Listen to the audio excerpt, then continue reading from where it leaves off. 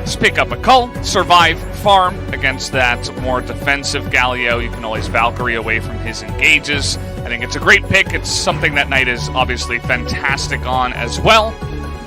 Something he's very comfortable with. So it's going to be FPX's kind of strange, tanky boys plus invulnerability for LWX, and they also have that, secondary super late game carry in the Kale, who can split push pretty well once he gets, 3-4 items, up against a more balanced draft from the side of Top Esports, but which also does have an immense amount of scaling. So I think this might be a little bit more of a slower game here, Atlas. I think so too. I think especially if you have a look at the top lane, Ornn and Kale are all about let's try and get to level 18 as soon as possible, both of them for different reasons.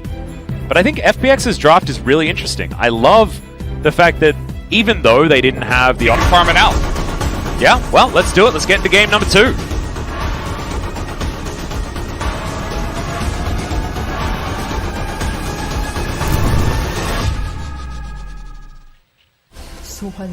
Alright, for you FPX fans out there, I've got a stat for you.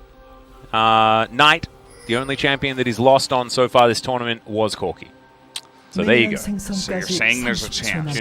Makes some sense there, as Caster's going to be spotted on this warp. You can see how far pushed up. Oh, Khan is, no, not going to be knocked up, but 369 still going for it. Red buff goes down, smoke screen to slow them. As he's in between the minions, it's absolutely not what you want on Caster's side. Tanking up the turret, and first blood goes to the Kale.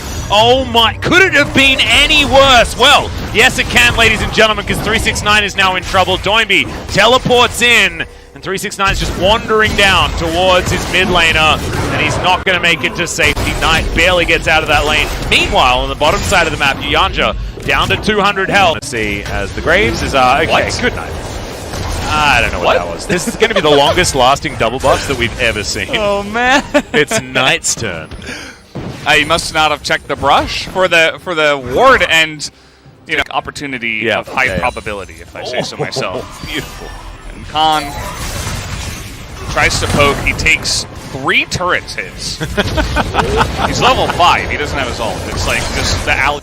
But no, he didn't. That was just a bad play. As speaking of which, this is capitalization on vision control as Yanja utilizing the aftershock relatively well, but I have a feeling he's still dead. Chris blocks down the kill, but now Casa in position to try and get a kill back. Flash forward, Jackie Love has to flash away, and now Casa might have an opportunity. Smokescreen comes in, but now you've got Severum Crescendum for LWX. You don't want to go too close to the Aphelios.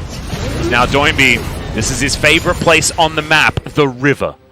He excels in this particular terrain. Infernal Drake will be the first one of the game. 369 just looking to clear out as many creeps as he possibly can to catch up to Khan. He's about a wave behind. Maybe Shelly will help us out here as Top Esports are going to take a plate on the bottom side. Yanja going to miss that hook. As Crisp, he's booking it up the river, lands the dredge line onto Knight, who has to deliver a package. Do you think so? Yeah, that's what I was feeling. I don't know. He delivered the package very fast. He did. So I'm going to say FedEx. Okay. I mean, hashtag sponsored. No, I actually recently got a delivery of some rollerblading gear from the UK. Yeah. And it arrived in Seoul, which is, guys, roughly on the other side of the planet, in 3 days. Huh. During the corona epidemic as well. It's pretty fast. Like, that's insane. I actually didn't think it was physically possible. They knew how important your rollerblading gear was. Absolutely. And that's why it arrived so quickly. Yeah. That's the only explanation, really. I'm so excited about it, I ordered more. It was some retail therapy after the LCK performed so poorly yesterday, but 369 now underneath this turret, having to deal with Shelly, Tien, and Khan. Who the more plates you get on your Kale, the worse you're going to feel. As here's the ulti, they're going to try and lock down Khan. They get the knock up. 369 now taken down to about half health, but look at the AoE. This is ridiculous. Ragnarok coming out, and the turret survives. And that is why 369 does his ultimate as Kale, and he begins to turn it around anyway. Yep. Tien. He doesn't have Ragnarok anyway. Yeah, he's going to flash over to the other side, looking for Crisp, and he does stand there with the backup. Casa taking a fair bit of damage now as we've got the ulti from Khan lying in wait, so anyone who's going to be tanking this is going to be saved. Tien is going to be chosen as 369 moves on back. The turret falls down though. Now Knight comes in to try and save the day, but Khan's flashing up to 369. It's a great knock-up, but I don't know whether they have enough. The taunt's in, and there's another kill for the Kale. Make it a double, and now Knight gets the double with the force bomb. Could this just be? It is looking like a triple kill at least. Is that him? Now Doinby has to run. There we go. But Khan, he splits over to the other side. And 369, he's desperately trying to frontline, you can see here. Looks kind of silly, but I feel like... Knight's completely untouched. Yeah, it ends up doing a good job. They know they can't land or lock down Knight, so they're desperate. They're like, we have to lock him down because we can't back away because we're an LPL team. And they get punished for it. I mean, now Knight, he's got that Muramana, well, Manamune for now. I don't even think you can say that they're an LPL team. I think it's just their FPX. FPX never says no to a fight. The worst kind of LPL team. Yeah, or maybe the best kind. Maybe the best. I think it's definitely the most entertaining. The best. Not the greatest for Jackie Love, but after a bullet time, you can reposition well as Death Charge comes in onto Jackie Love. He's going to knock up his support, but 369 comes in crisp. Dredge lines himself to relative safety, but I don't know whether it's going to be enough. Knockup comes down, Bellows Breath to make him brittle, and beautiful interrupt as Knight delivers a package to Crisp and says, look at how quickly DHL gets these things. How could he not know what it's called? It's like, we play on the Korean client, right? We can only see it in Korean, and therefore, you know, it's harder. You know, you have to really do the research if you're going to know. So you just assume, and I think that's precisely. They have proven that many times now. I'm a big fan in this game. As Top Esports a little bit spread, but as are FPX. Bit of a line drawn in the sand here. Shirley is going to be taken down, but not after. She managed to get a headbutt on that outer turret mid lane. Chris very close to that dredge line, but once again the Lantern very, very powerful. FPX regrouping as the hook lands onto Doinby. And the box comes down. Yanja immediately goes golden and denies the Moonlight Vigil to get any extra damage. Jackie Love with a great ultimate, but denied by the stopwatch of Doinby. No one's dead just yet, but some softer members of the FPX side when it comes to health bars might mean that Top can deny this Drake. There's a dredge line though, and Crisp is saying no. That hook was beautiful, and Khan is going to take out Yanja. Jackie Love doing a fair bit of damage though. Khan still with the ultimate in hand. Watch for that one, because no one's going to be taken down in an instant here by TES if he is still there with the mana available. Doesn't have a lot of it, but still has at least enough for that. And now Soul Point being threatened by FPX this time around.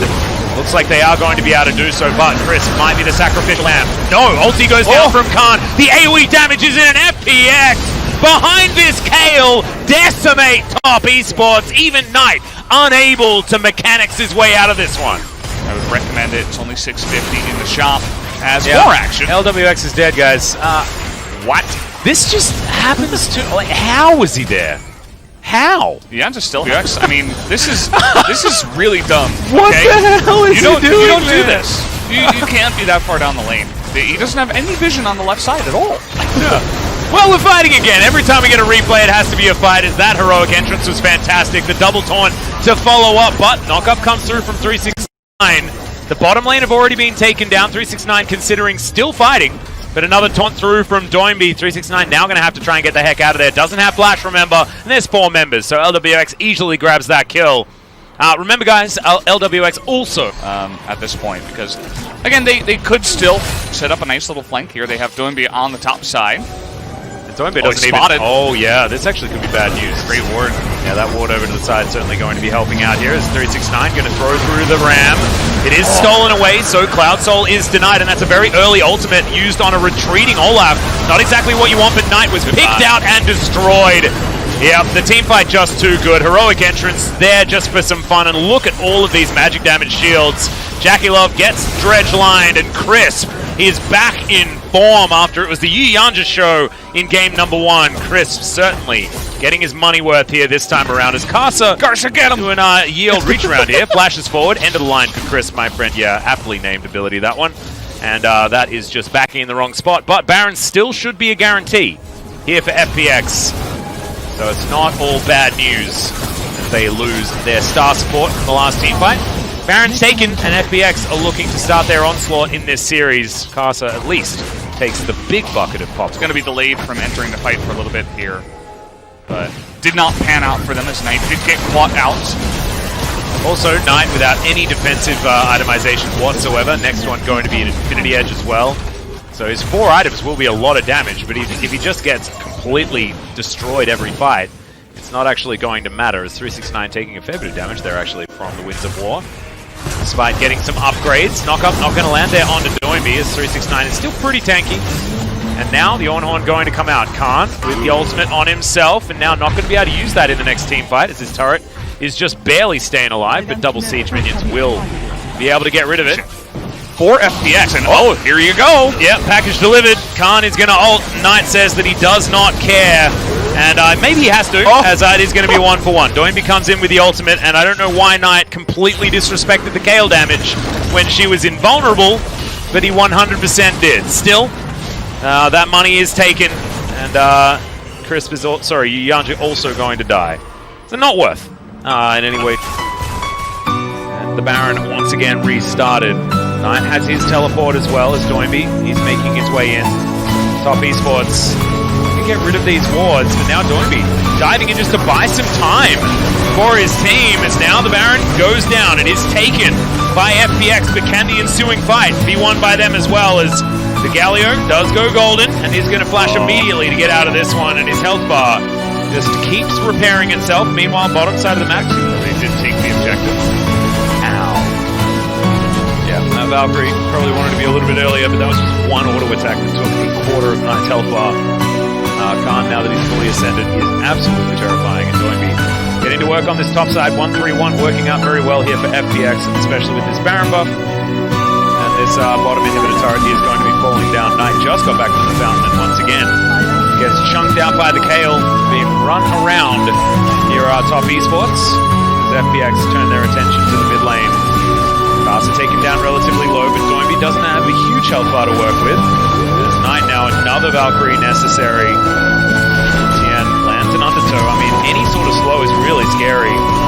As Chris has to have his flash on cooldown now. Okay. Oh god, just does so much damage. 369 unable to throw the ram back either, as Doimby jumps on down, just squashes the little Thresh, and it's a double kill here for Khan. Kasa going to suffer the same fate here as LWX joins the party, and FPX will even out the series with a win in game number 2. We had an inkling that maybe having a draft phase may help out FPX, and it in fact absolutely did. On the back of that gigantic Kayle that got the best start possible and also played it out very